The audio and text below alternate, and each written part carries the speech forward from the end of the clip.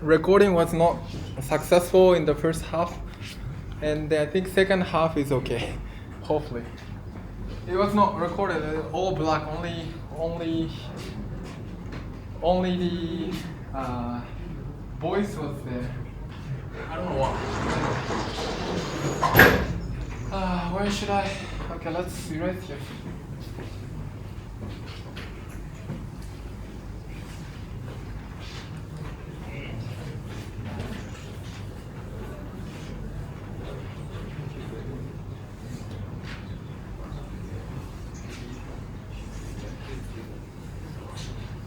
Okay, so let's go into the content of the lecture. So first, we will learn classical.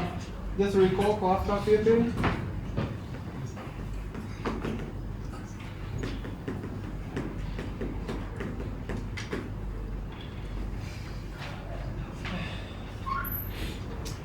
So before to do that, so we recall just review of classical mechanics.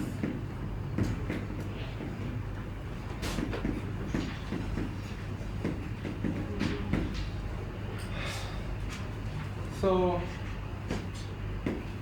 depends on in classical mechanics, Lagrangian Euler-Lagrangian formulation is T1, the Lagrangian, and then Q and T dot Q dot T. Q is a coordinate and T is a time, and if there's an n particle, you need to write that Lagrangian can be written like this. Okay. And then in classical mechanics, under the variation action,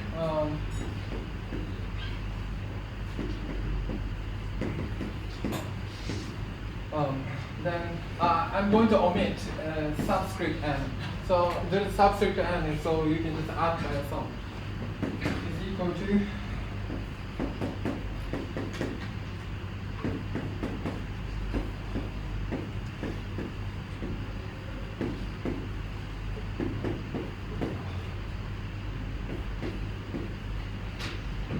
sorry, you know dot, right? Dot is time derivative. From the back, dot is hard to see, so I'm going to write a bit bigger. So this is the variation of the action. So that's you learn, and you just do the integral of parts on the second one.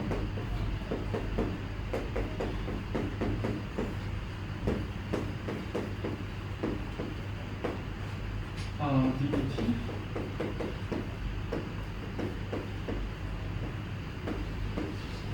Oh, sorry. This way, and the total derivative terms.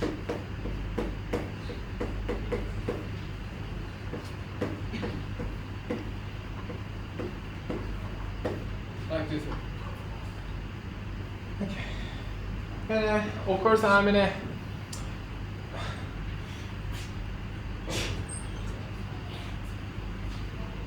so there's a T1 at okay.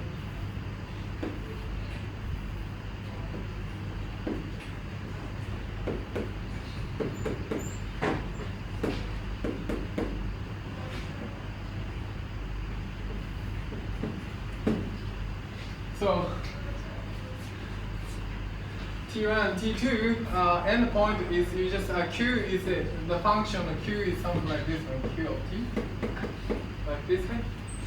But we just impose the initial and the final condition at T1 equal to T2. So if you do the integration ddt, this is equal to 0. The del Q is just you just fix the point at the end point. So therefore del Q at the T1. Del Q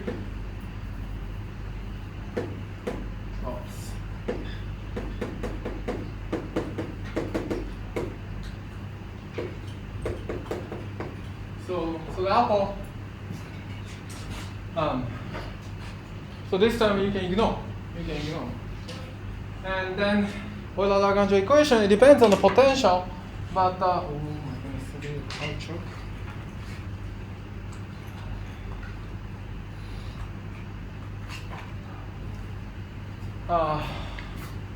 So depending on potential, so I mean, I didn't write the explicit form of Lagrange. Essentially, what the action vanish is really the shortest path in between, and that is satisfied by Euler-Lagrange equation, which is just you set this term equal to 0. Delta S.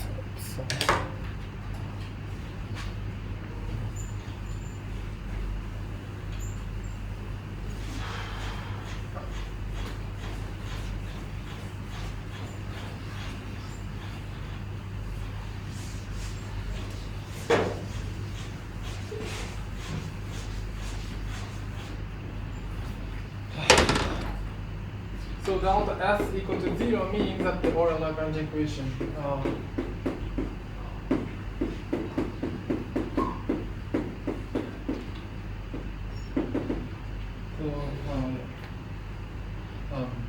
or in my lecture note, it's opposite sign. It doesn't matter. So this is the Euler-Lagrange equation.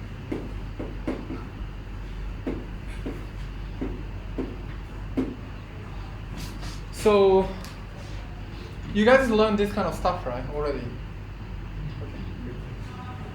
And then to go to Hamiltonian formulation, so this is a Lagrange formulation.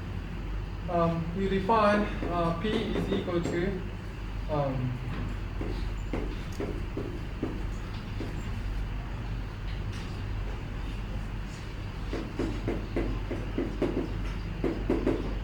is equal to sum of P Q dot minus Lagrange. So minus Lagrange. And the Hamiltonian equation is given by Q dot is equal to Q. So this is Poisson's bracket, and Poisson's bracket. And this is equal to, and Poisson bracket is defined as the, this kind of stuff, it's super basic, but we need to review like this way. So this is Poisson bracket you define, and then you just plug up until here. What you get is something like a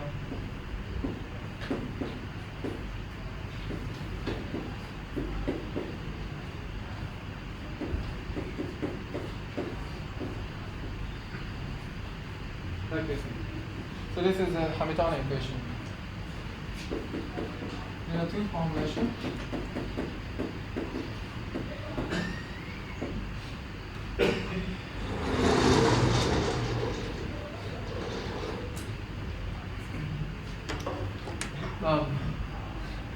Oops, sorry. I think I should use it here.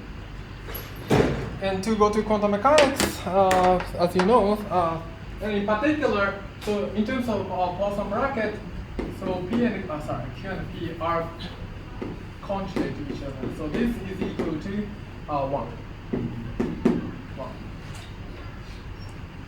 1. Or if you add the subscript like this way, this thing is delta and M.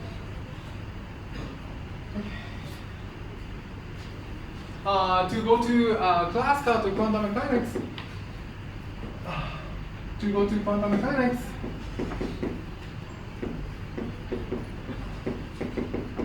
so you need to replace Poisson bracket F and G to the plus minus I commutator, and you treat F and G as an operator instead of the just function of P and Q. That's the formulation of the Heisenberg. And then, so this is the canonical quantization. Is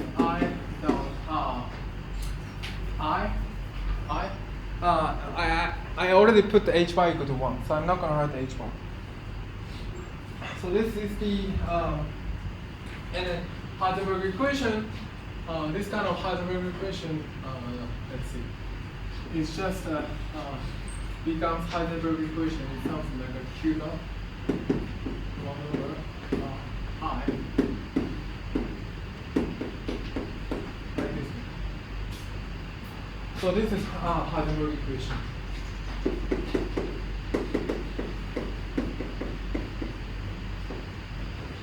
So what we do is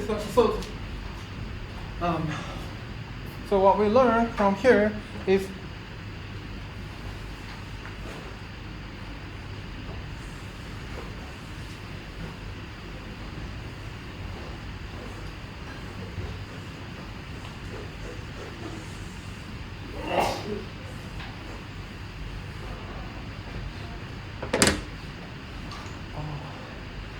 is it okay? Let me change a bit the camera position. A bit better. So therefore, so what we learned is this commutation relation P and Q. Momentum, this coordinate, and the Q, P, is momentum.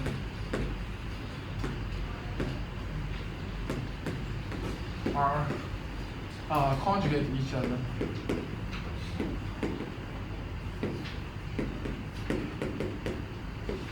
In terms of with respect to this commutation relation in quantum mechanics. So they are canonical conjugate. And then imposing this relation is called canonical quantization. It's called canonical quantization. In canonical quantization. And we will do the same thing to field theory and indeed.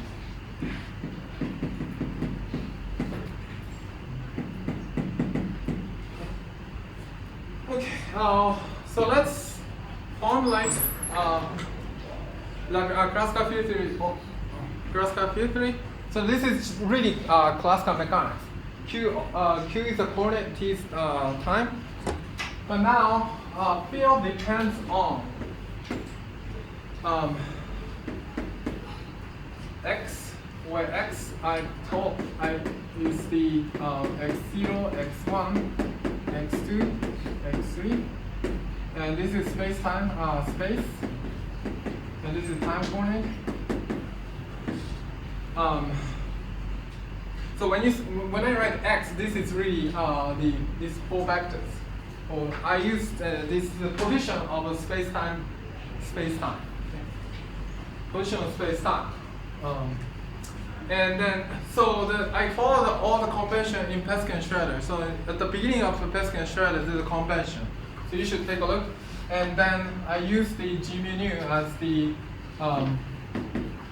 just one diag. 1 minus 1 minus 1 minus 1. So therefore, when you write down G mu nu, x nu, which means x0 squared minus xi squared, sum of I.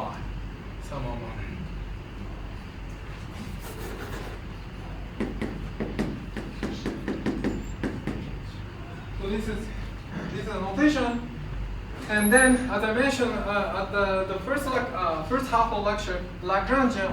So in this lecture, Lagrangian is always depends on obey or locality, which means that it only depends on interaction is local. So therefore, the Lagrangian can be written either field phi or its derivative. And in this lecture, we only consider the first derivative. And we need to be. This is also as we're going to learn. This needs to be Lorentz invariant.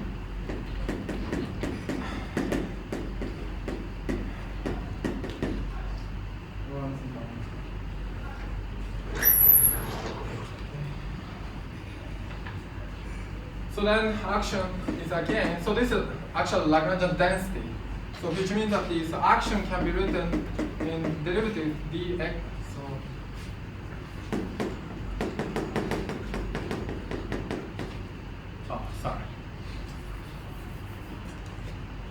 x0 can be sometimes I write t. But anyway, so this is dx0 dx1. Anyway, you understand.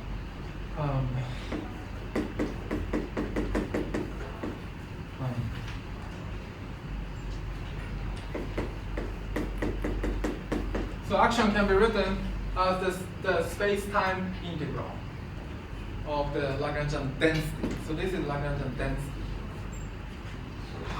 So density means that you only define Lagrangian at the locally, and to get the action, you need to integrate all of space-time.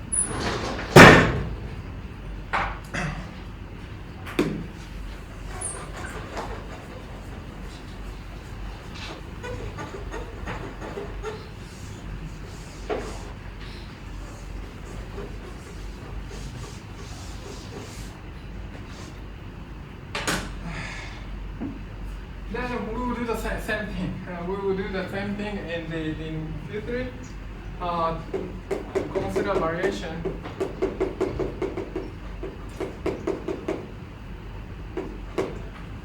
And then how the action behaves under this variation. So the of S is equal to x. I mean, you already understand, right? Anyway.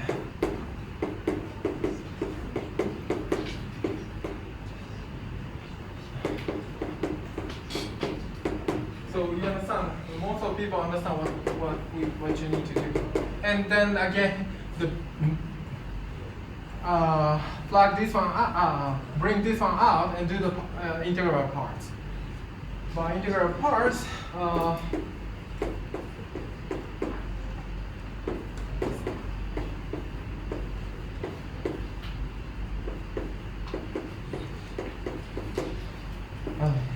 like this way, and delta phi, and phi mu.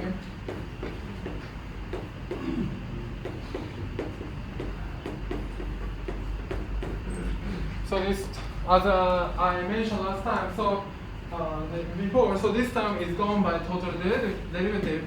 We fix the endpoint here, but in this case, it's a space-time integral. So therefore, this term is indeed integral at the boundary of the space-time. But at the boundary of space-time, field decays phi x.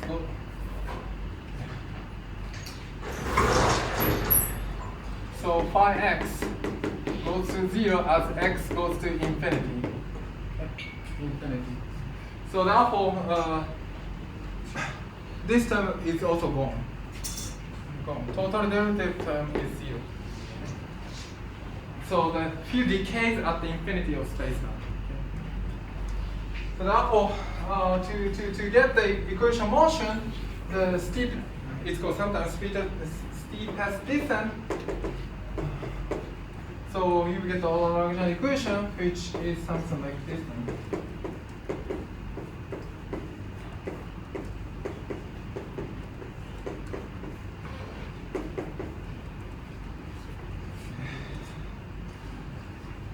So this is our Lagrangian equation.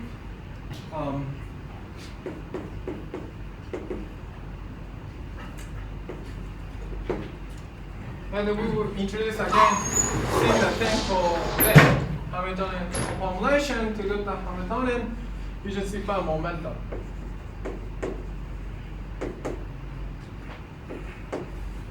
Conjugate phi of x. Definition is, I call it pi. You just define as the similar way. So there you just define the derivative of the q dot. Therefore, it's the same thing.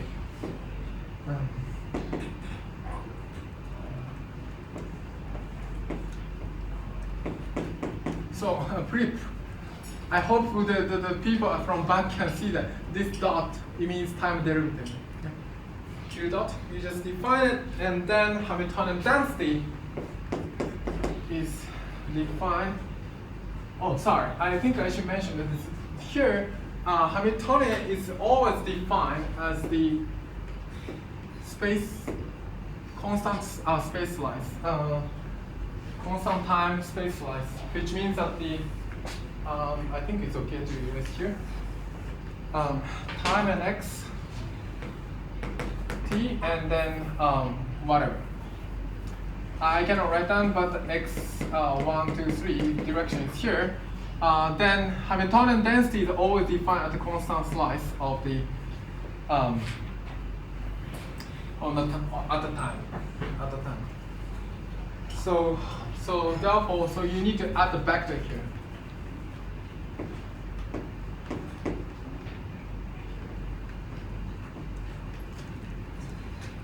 And then, so therefore, Hamiltonian density can be written as pi of x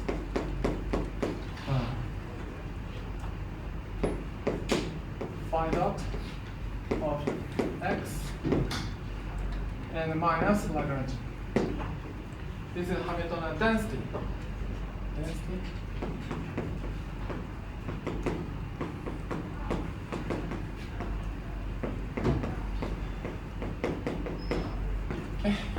Hamiltonian density. And to get the Hamiltonian, you need to integrate out on the spatial slice. It's very standard way to define. So Hamiltonian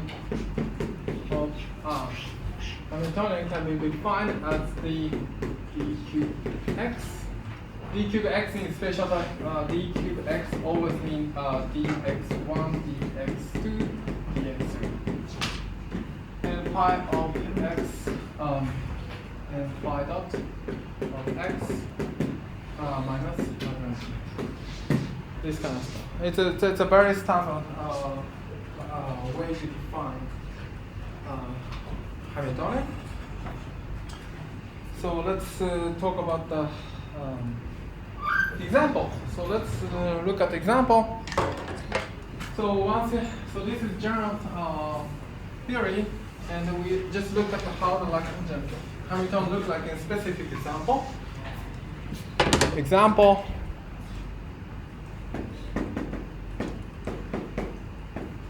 Free scalar.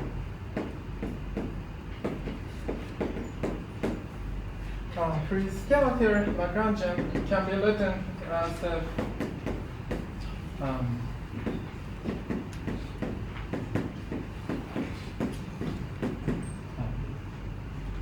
so I will explain what scalar means later. But just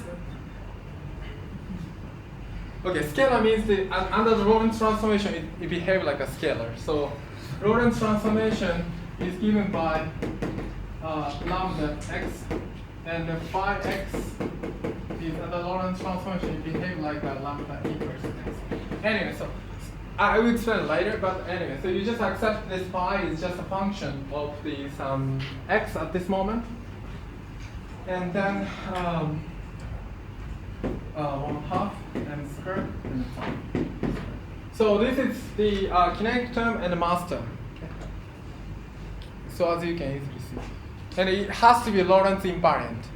Lorentz invariant, you have to take a contract between mu and nu. If you take the GR, this kind of stuff will always appear.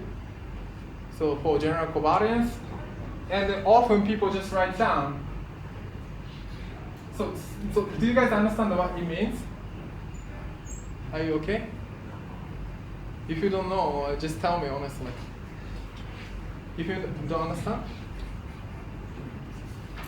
So G mu nu means G mu nu is +1, minus 1, minus 1, minus 1, minus 1. Therefore, this term is just a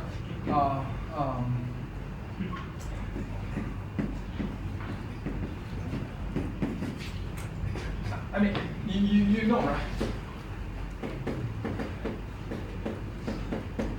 So this one. So I use this convention. So therefore, this one is this phi 1, phi 1 minus phi 2 del 2 phi and so on.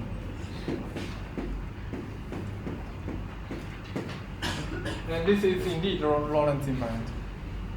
And often people just write down 1/2 people just I'm a particularly lazy person. I'm just write down like this way: square minus 1/2 and square. So this is the mass term, and this is the kinetic term. So this is a Lagrangian, and the Euler-Lagrangian equation is very super easy. To plug this Lagrangian over there.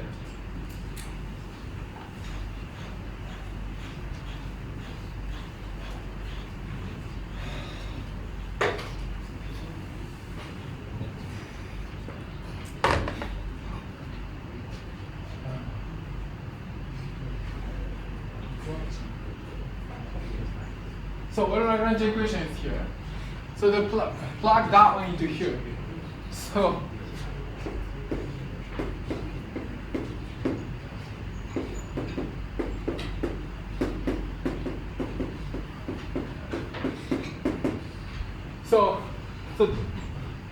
So the term sensitivity of this part is only here. Okay? If you take a variation, you get the n squared phi. Okay?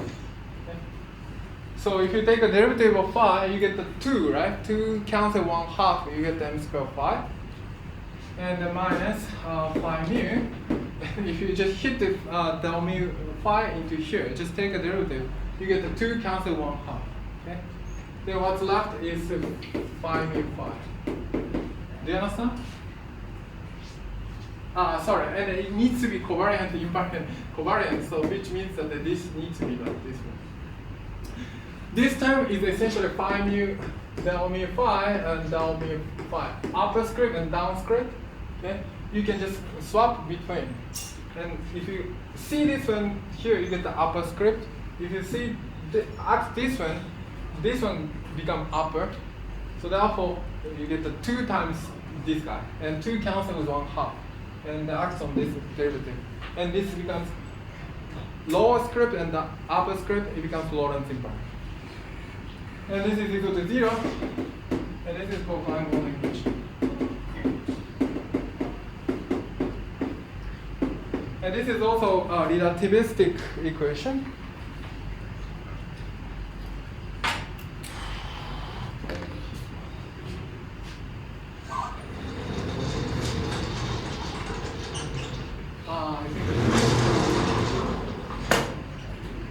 And then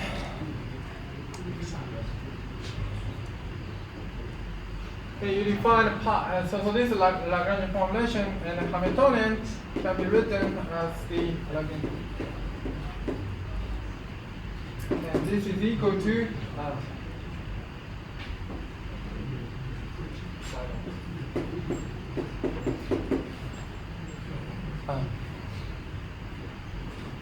phi of x. So as you can see, so this term can be written del 0 phi, del 0 phi minus dot dot dot dot. And this is phi dot. Phi dot is just a del 0 phi. It's time derivative of phi. So therefore, if you take a derivative of this one, you just only you can ignore the rest of the term. You just need to look at this one. Since it's a square, if you take a derivative, you get the 2, and 2 cancel 1/2, and you get this one. Okay? And then Hamiltonian can be written like the QX Hamiltonian density. 1/2.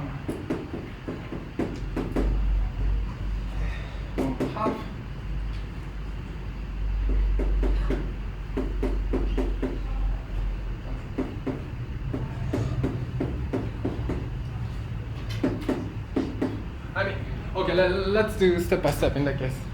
I think it's better to do the step by step. Where was the Hamiltonian? What? Sorry. Where did I write the Hamiltonian? Oh, there. Hamiltonian is there. So the phi dot is the pi, so therefore it's a pi square.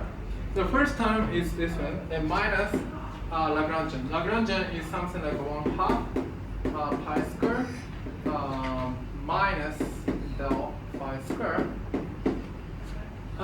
minus 1/2 m phi square. So this is Lagrangian. Do you understand what I'm doing? So this is pi times pi dot and the minus Lagrangian. So therefore, this is equal to d3 d cube x and 1/2 pi square plus 1/2 and like this one. Okay, so this is the example. Any question at this moment?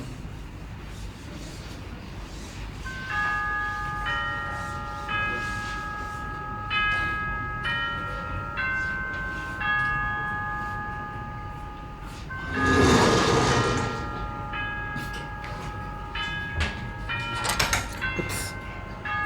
Okay. Next, the important thing is in classical field theory is so-called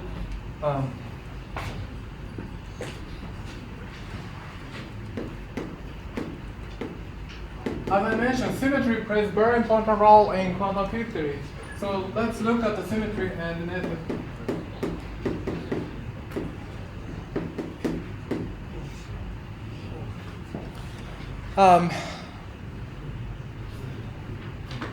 So before that, what is symmetry? So for instance, as I mentioned, Lorentz L needs to be Lorentz invariant.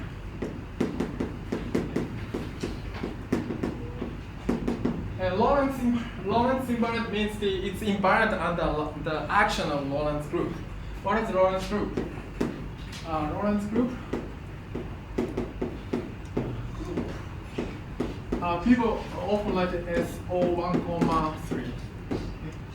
1, 3 means 1 means time direction 1, 3 means the spatial direction 3. People just write down. So this transformation x goes to lambda x mu. X prime mu is lambda mu x mu. People like this way. Leaves the metric ds square is equal to d dt square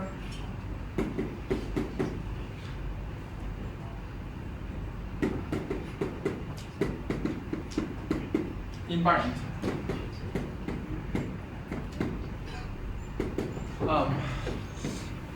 So I mean T, X, Y, Z is the x0, x0, x1, x2, x3.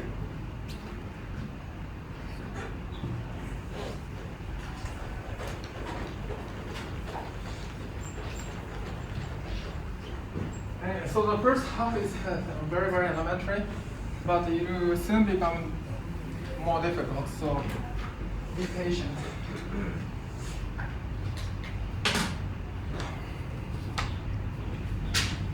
So which means that if this metric invariant means that g mu nu x mu length so therefore it means that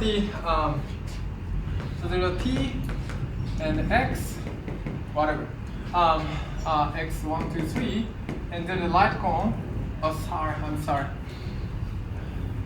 the light cone like this way. And then the length does not change. So under the Lorentz transformation, length does not change. So the length does not change means this length of under the Lorentz metric, this metric does not change. So which means that the dx g mu nu after this Lorentz transformation prime mu should be is equal. And then plug that one into here. This one is mu nu lambda mu rho x rho, and then and this is lambda mu sigma x sigma. Okay. And then you just write down g mu nu lambda mu rho lambda mu sigma x rho x sigma. X rho x sigma. Okay. So then, so in order to be their equivalent, so now x are the same. So if you put this one is equal to, if this is equal to g rho sigma, if this is equal to g rho sigma, then this is equal to this one. Right? So therefore, this Lorentz invariance, Lorentz group is indeed need to satisfy the following condition.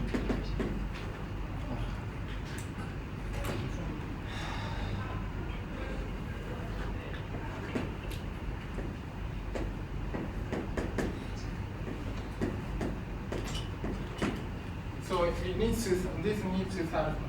And in fact, so this one, Lorentz group is generated by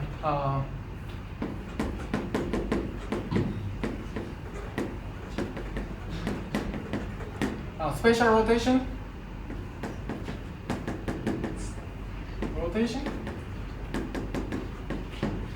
which is just rotate, like this. Which is if you rotate one cos theta, sine theta, minus sine theta, sine theta, and cosine theta, then 1.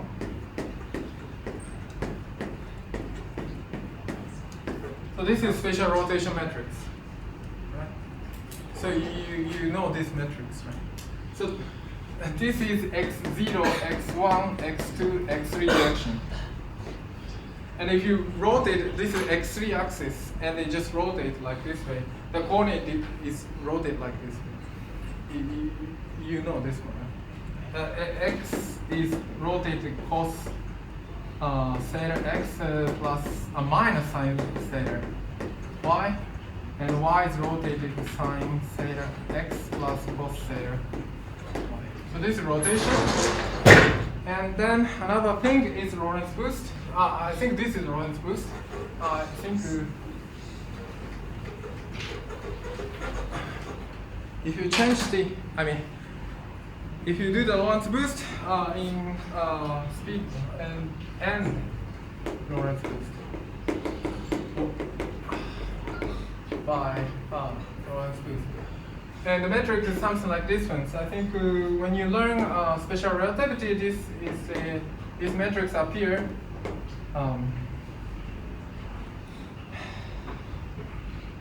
Minus. I think I put the minus and somewhere. And then gamma. The rest is u. Where gamma is defined by 1 over b.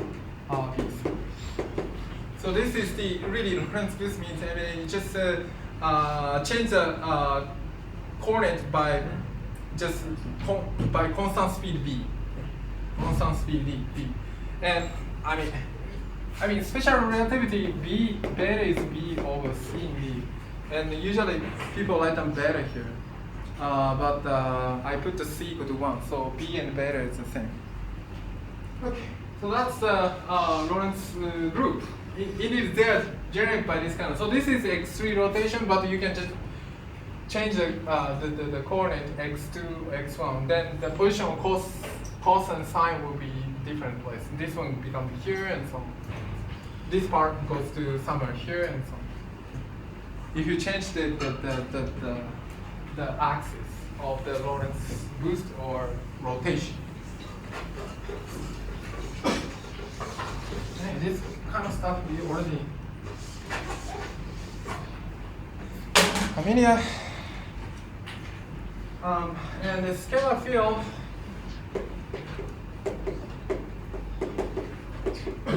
is transformed phi of x under this transformation. Sorry, that transformation. Where did I write? Yeah, this transformation. This transformation. Under this transformation, scalar field is just a transform like a, it's only just the coordinate depends like this. The coordinate is just different, but if you have a vector field, as I mentioned, so gauge field is described by this mu, gauge potential. I think A mu of x. I think if you learn advanced electrodynamics, it's write down like something gauge potential A1 whatever, maybe mu A1x, A2x. I think people call it this one is the gauge potential, and a full vector. Anyway, so I can explain a bit more about this electromagnetic field later. And as I mentioned, F mu nu is just phi mu del mu.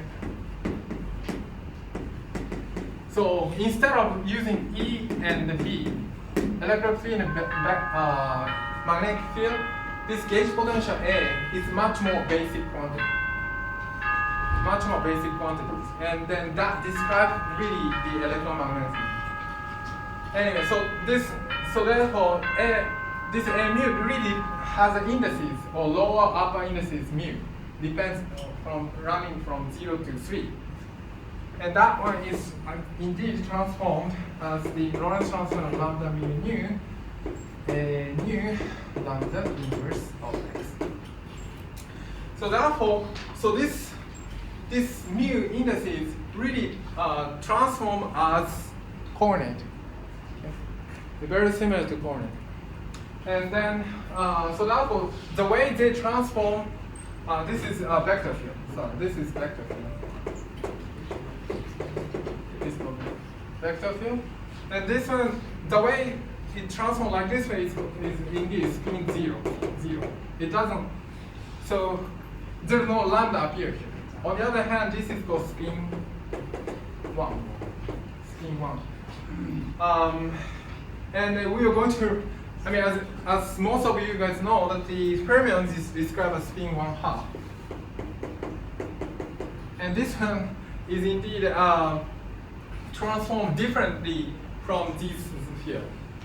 So it's under this Lorentz transformation, this spin 1/2 field, in lecture I call it psi, and then I denote psi, it's called Dirac field, transformed differently.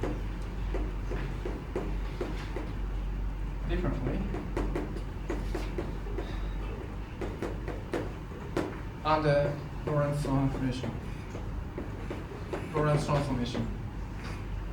So we will learn how it transforms in the subsequent lectures. But at this moment, you just need to understand.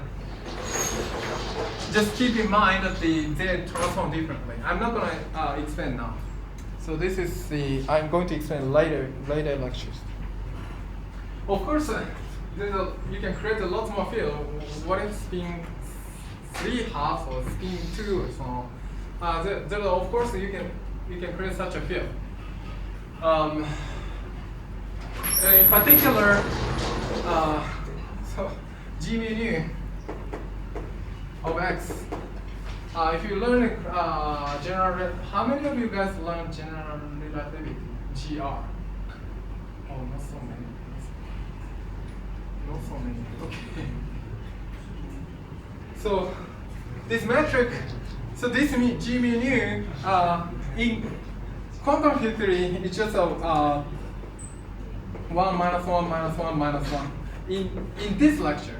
But the G mu nu can be much more complicated metrics. Symmetric, non-degenerate, and then whatever.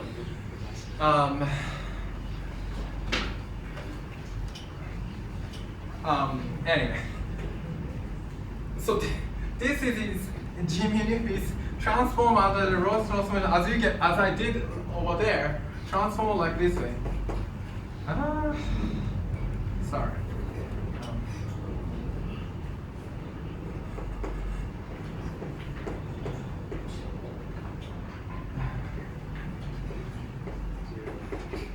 So like this way. So you transform like this way. Or maybe you can just whichever. I mean rho mu, mu and mu. And this is called spin 2. Spin 2 field. It's called spin 2 field. And also you can create a spin 3/2 and so on, but anyways, I'm not going to go into detail.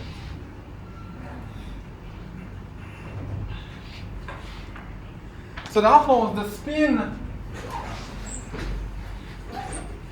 of the field is distinguished by how the field is transformed under Lorentz transformation. So that's you need to keep in mind. And all the Lagrangian so it's good exercise that this one, it's good exercise. This one is really Lorentz invariant. You need to check. So this is exercise you can do by yourself. It's almost obvious exercise. Check Lorentz invariance.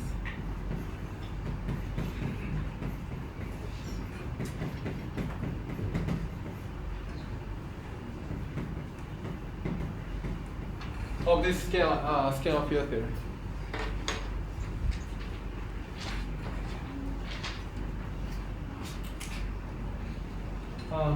Unfortunately, then let's erase that.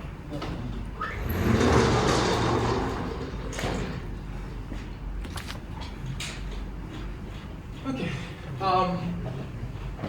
And in classical field theory, there's an important theorem called Noether theorem, which states that if there is a symmetry, continuous, more precisely continuous symmetry, there will correspond Noether charge. Noether current, more precisely.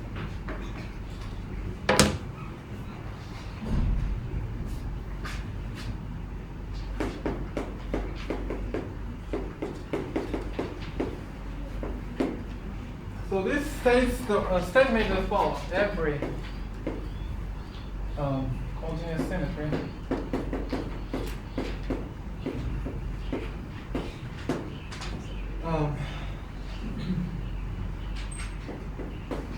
there exists unique. There is a Noether current. Current, you can construct a so-called Noether current, corresponding Noether current J mu x, such that it satisfies the conservation rule.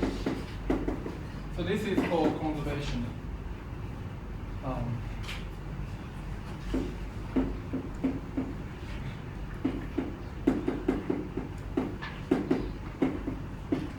Or equation, whichever, conservation equation. Okay. Lots of Noether theorem. It's very it's easy to derive up on. The equation motion. Equation motion. I mean later I just write that E dot O dot M. So E or M means equation motion. But sometimes it's called on shell. Equation motion means on shell, which means that there is a so-called off shells will appear because in quantum field theory. I mean, classical mechanics, almost everything is on shell, but in quantum field theory, I mean, P square, P mu. Essentially, on shell means this one, this one. But in quantum field theory, sometimes some virtual particle and so on, people just call it, do not obey this equation on shell condition. But we need to take into account such a momentum. So off shell means this doesn't satisfy. Anyway, so let's derive this statement. Derive. So derive this statement. So this is a statement. So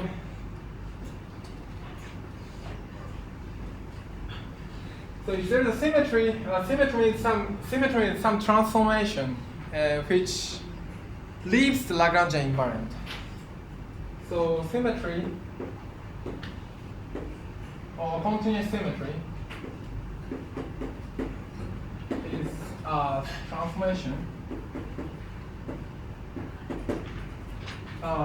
which leaves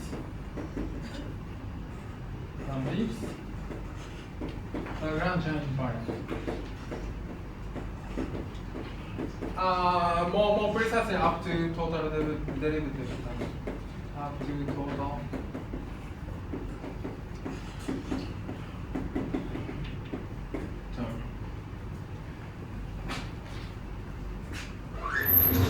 So let's consider some transformation. So transformation infinite. So let's consider symmetry. That symmetry which transform phi x goes to phi prime x, and then which is phi x plus like this one. And delta phi is very small. So it's called infinitesimal transformation. So you change the field phi a small amount. That is transformation. Delta phi. Alpha is some parameter. So therefore, under this one, Lagrangian should transform. Lagrangian density should transform as total derivative alpha times phi mu j mu. This is Carly J. So the way I have written. So should transform, but under the transformation field, Lagrangian should transform, stay invariant up to total derivative. That's what I mean. Okay. Then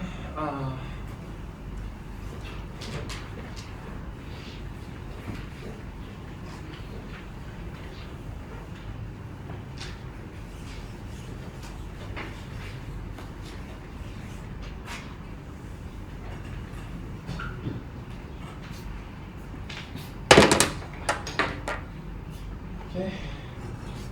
So on the other hand, so if this transformation, on the other hand, we know that the Lagrangian, it transforms like this way, right? It transforms partial L.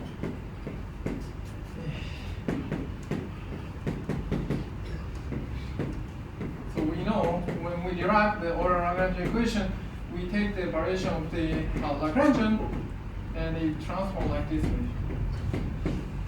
This way.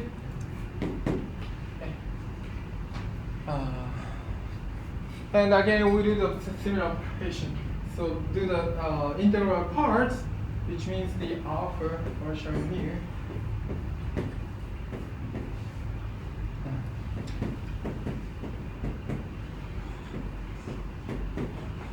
Integral part.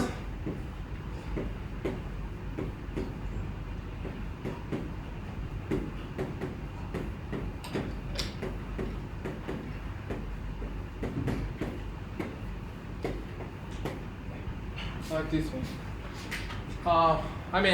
So just bring this one into the total derivative term and minus this one. So therefore, if you define,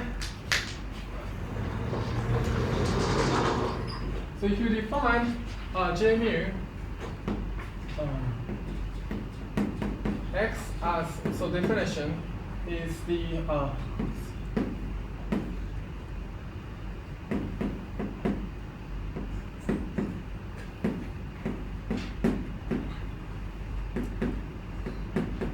so this J mu of x is, this is Carly J.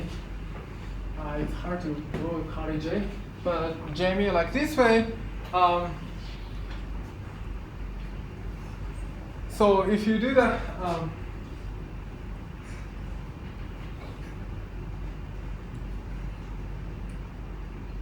so let's see. So delta, what I'm doing here, sorry. Yeah, so this should be equal to, this should be equal to alpha partial mu j, right?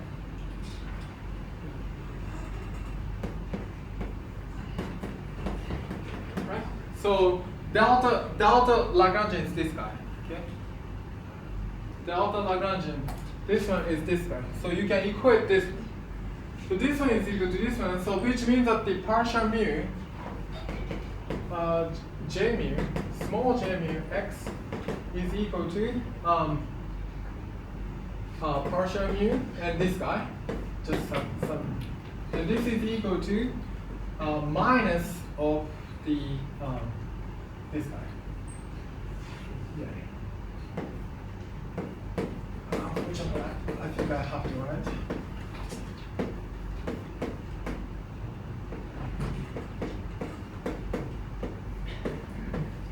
Okay. And the statement is, if you define J mu as like this one, and look at the divergent okay, derivative, just contract with derivative, and you impose equation motion. And as you can see, this one is exactly the Lagrangian Euler-Lagrange equation. If you impose Euler-Lagrange equation, this becomes 0. Euler-Lagrange equation. So therefore, del mu J mu is equal to 0. That's a statement of the Noether theorem. Okay. And let's see the consequence of this Noether theorem. Any question at this moment? Is it too fast? Is it okay? I think classical field theory, you guys are familiar. I hope, I don't know. Even if it's not familiar, you guys are not familiar, I think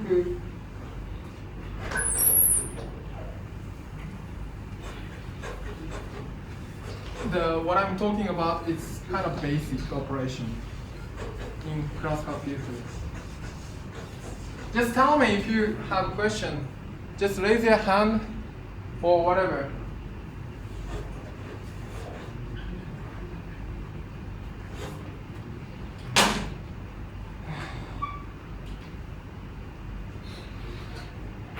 So let's look at the consequence of this one.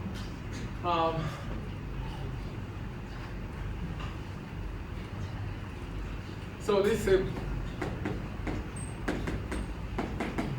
this is called conserved current.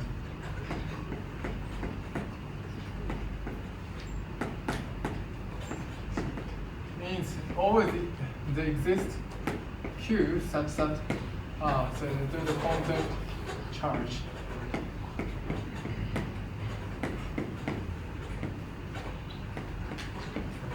Such that the conserved charge means dq dt doesn't change.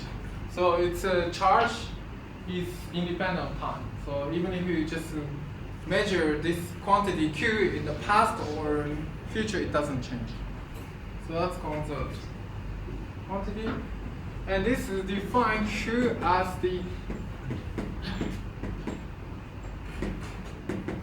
So again, so you just do the spatial integral, t and then x1, 2, 3, and you just do the spatial integral at this constant time. So this is spatial integral of the zeroth component of this conserved Noether current. Then Q. This is called Noether charge.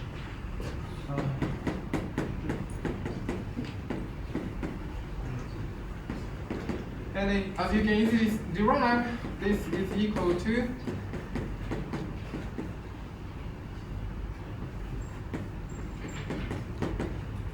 and since we have this equation, this is indeed oh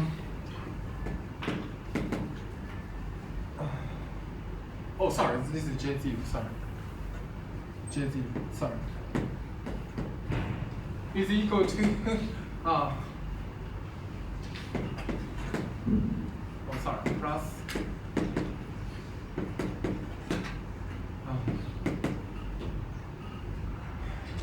or maybe I should write down like this way. Delta and J here. So therefore, this can be written as minus of d cubed x del J. So, so this nabla is the space-time, space derivative, only space, not time. Okay. Do you understand? This one is the 1J1 2J2 J star.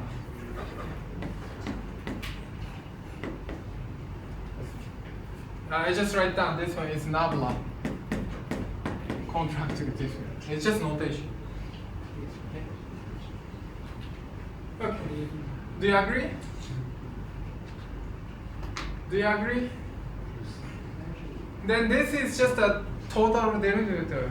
So you can just do the integral by parts, and it becomes the integral at the boundary of space. Okay? And we impose all the field decays vanish as you go to infinity. Therefore, this is equal to 0. Do you understand? Just tell me if you don't understand. Okay. So therefore, we derive this one. So therefore, this quantity Q is independent of time. Okay. Can you give me example of the Noether charge? Noether charge.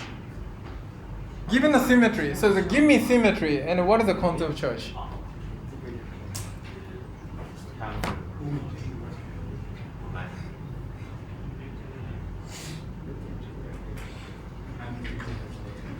Just speak up or good.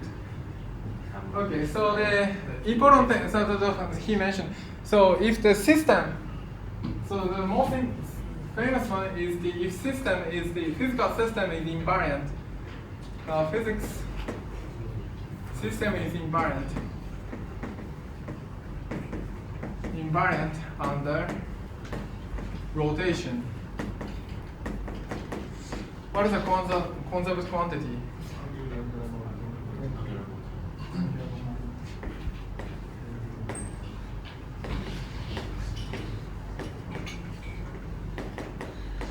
So this is the, so whatever, people just write down like this way.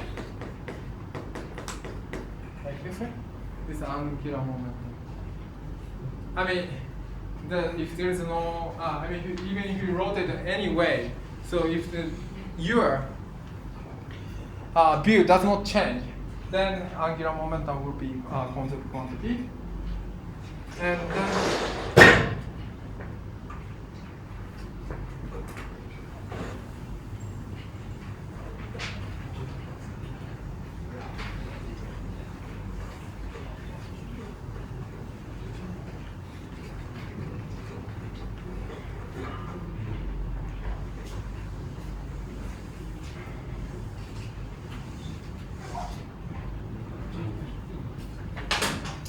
so if system is invariant under translation, what is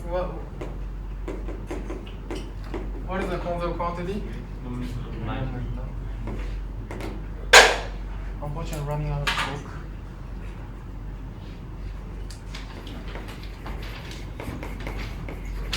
Momentum. Unfortunately, this I don't have this kind of book, but this may well. Okay, momentum is constant. If the system is invariant under time translation,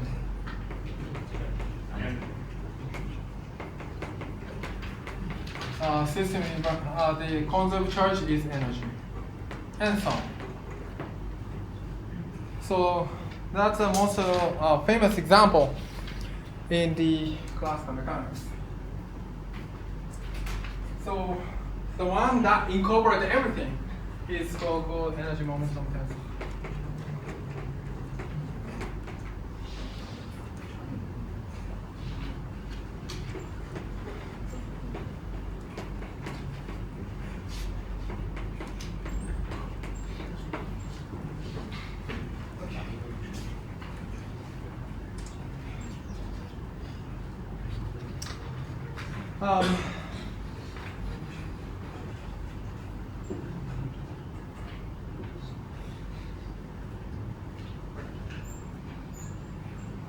So energy momentum tensor is incorporated this kind of stuff.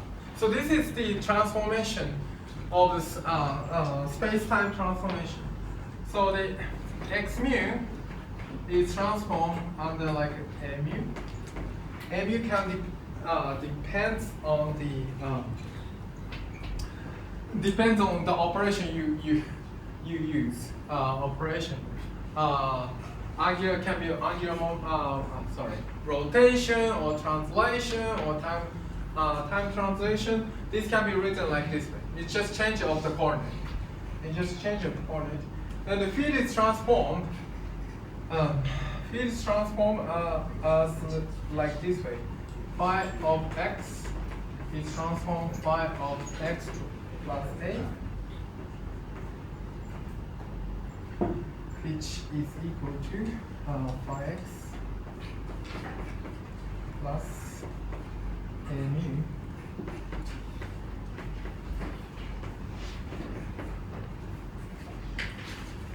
like this way. Then Lagrangian is also transformed.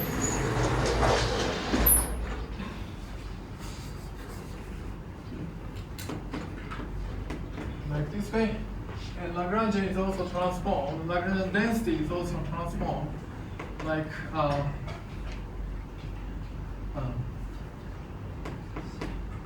it's a scalar, so a mu, phi mu, under transformation. So it's just this is x, and this is equal to L, x plus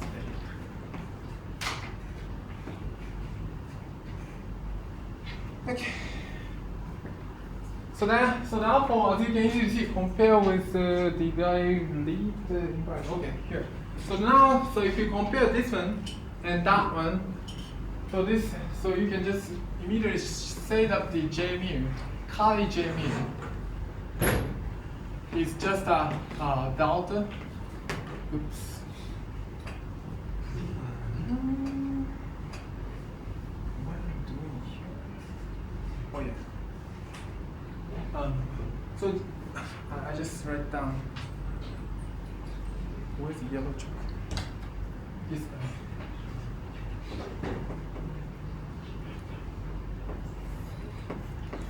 As the a nu partial mu delta mu okay, like this way. So it's just the way you write the contraction mu nu. I just introduce lambda mu nu, so you understand why I'm doing that later.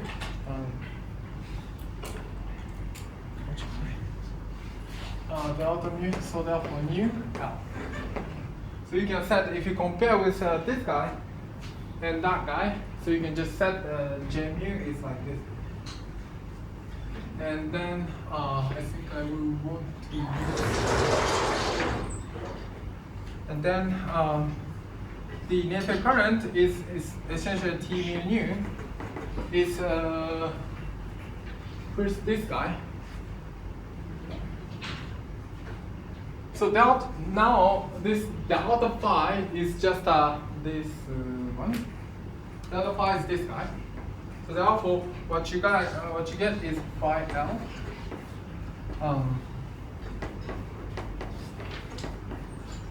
Minus phi nu phi minus L delta mu.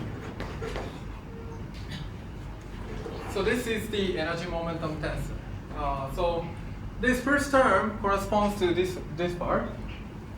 Then second term corresponds to this guy, delta mu nu Lagrangian. And this is the energy momentum tensor. Yeah, this is the energy momentum tensor. And the conservation is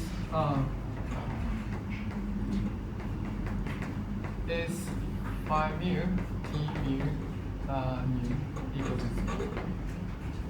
So this is the conservation of Noether current. It corresponds to this one. But here you have just extra indices depending on how you transform this A mu. Depending on this, since here in this story everything alpha do not have indices, right? Alpha does not have indices. On the other hand, here I replace alpha by A mu. Okay, so therefore you have extra indices mu here. so that the reason why you have extra indices is that the the difference between alpha has no extra indices, but on the other hand, here you have extra indices.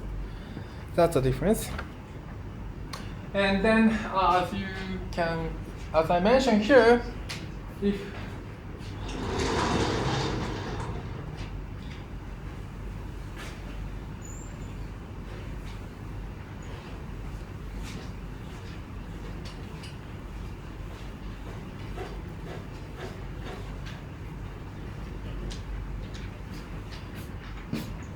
as I mentioned here, so if mu is just a is the translation. If the translation, then what you end up with essentially the Noether current is J mu. Its translation is T mu nu. A mu. A is just constant translation. T mu nu. So therefore, J0. If so therefore J0.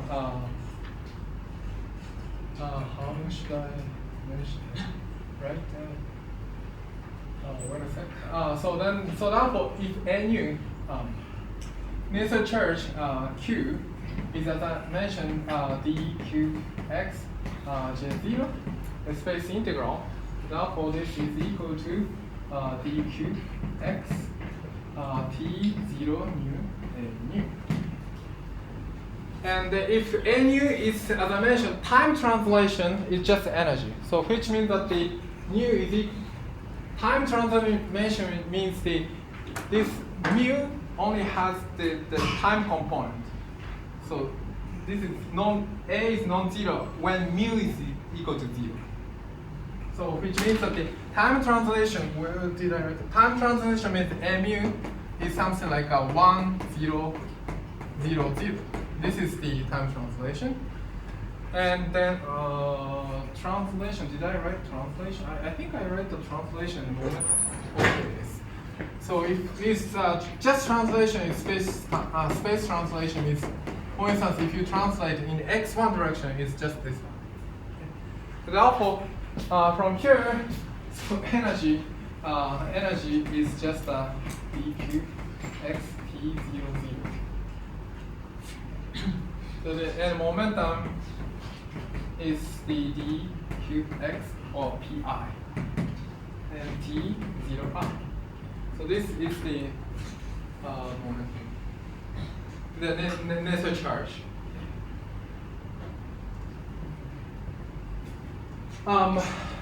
So therefore, this T00 can be understood as the Hamiltonian density, and T0I can be understood the momentum density. Momentum density depends on x, like this way. Any question so far? Excuse me. Yes. The left blackboard, the partial mu G mu equals 0. Okay. Does it mean the partial not G naught minus the gradient of the J? If we choose the metric G mu nu, plus 1 minus 1 minus 1. I think what you mean is G mu nu. I think let's use upper screen.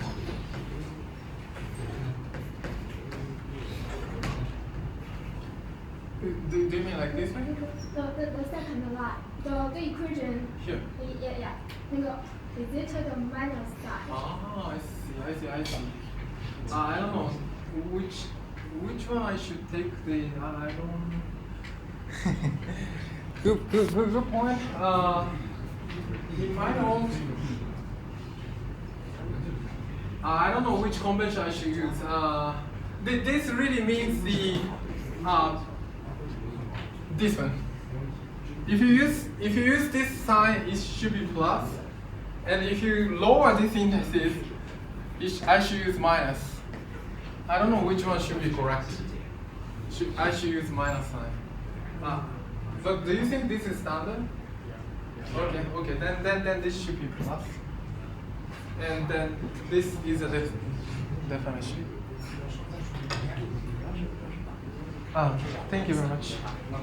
Yeah. I don't see why the translation is essential for our derivation of the engine of this conservation. I think we didn't use the translation symmetry in this derivation. Why? So I impose if m mu is just constant, like where did I write? No, over there, like this way. If Lagrangian is just a change as a up to total derivative, then it is the conservation. T mu nu conservation. But where did we use the symmetry translation? So under this transformation, Lagrangian only change up to total derivative. So therefore it's symmetry. So as I mentioned, did I erase? Yeah, symmetry is a transformation that leaves Lagrangian density invariant up to total derivative. So here, under this transformation, Lagrangian is invariant up to total derivative. Otherwise, you should have extra terms. Yeah. If it is extra term, that means it's not symmetry. Any other questions? Okay, let me give you some remark of this stress energy tensor. In fact, this stress energy tensor, energy momentum tensor. Some people call this T mu nu is stress energy tensor, but anyway, it's just a name. Energy momentum tensor is in this way. If you define the energy momentum tensor like this way, T mu nu is usually, if you not necessarily equal to, not symmetric. If you follow, okay, I think I should write down here. If you follow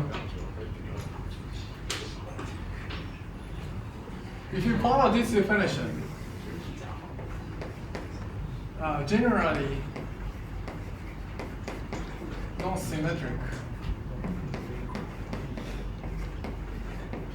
Symmetric. So which means that the T mu nu is not equal to T mu mu. If you follow this definition in general theory, but you can make it symmetric such that the theta, if you add some suitable total derivative term. So if you add suitable total derivative term,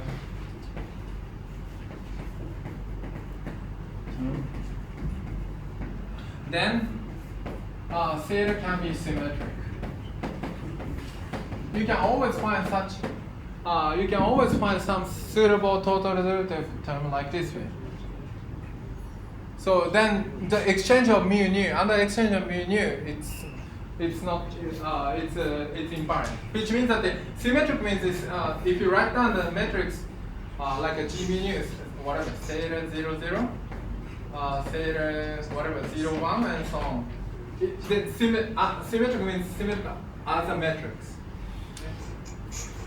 Or another way to define the more intrinsic way to define this energy momentum tensor, I hate to choke, but is indeed T mu nu. You just write down Lagrangian. I just write down phi and phi mu Lagrangian like this way, but you just write down the Lagrangian in the metric as manifest. So if you write down the metric manifest, which means that I just write down, usually the kinetic term is something like this one. Kinetic term you just write down like this way, right? but you just make it manifest, metric manifest. All the contraction indices you use G. What I'm doing here, phi, mu, del, mu, phi. Then take variation with respect to metric. So if you take variation with respect, this is a more intrinsic way to define the energy momentum tensor. This is more intrinsic way to define T mu nu.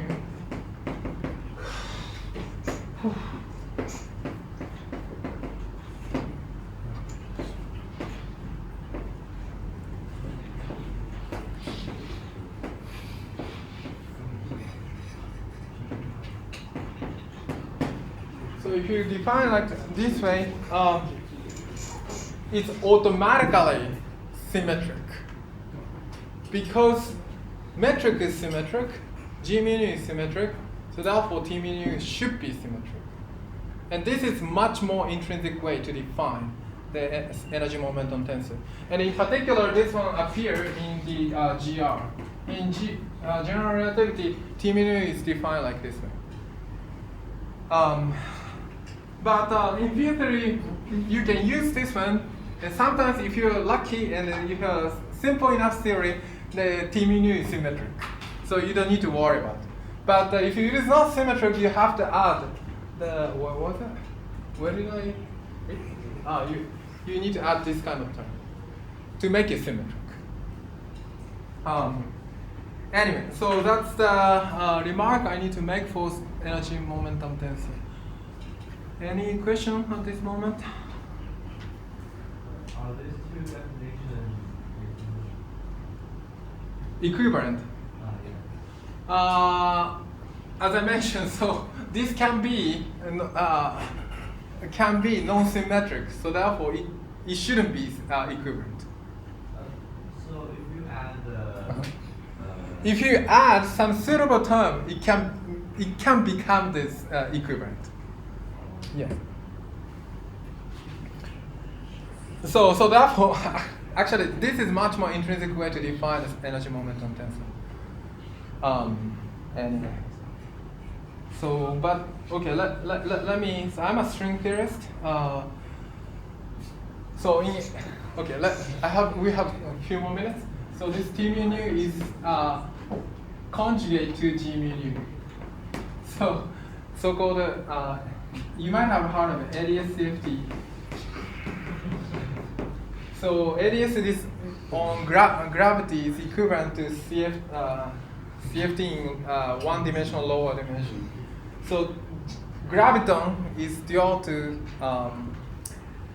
stress energy momentum and CFT because of this from this definition. Anyway, so that's a different story, but anyway, so the intrinsic way to define the energy momentum tensor is the using metric, not like this one. But field theory, you can also use this one. Any other questions?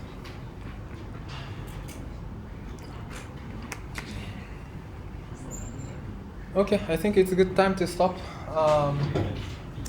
So yeah, homework is posted. I think you can check in e-learning in 2 weeks.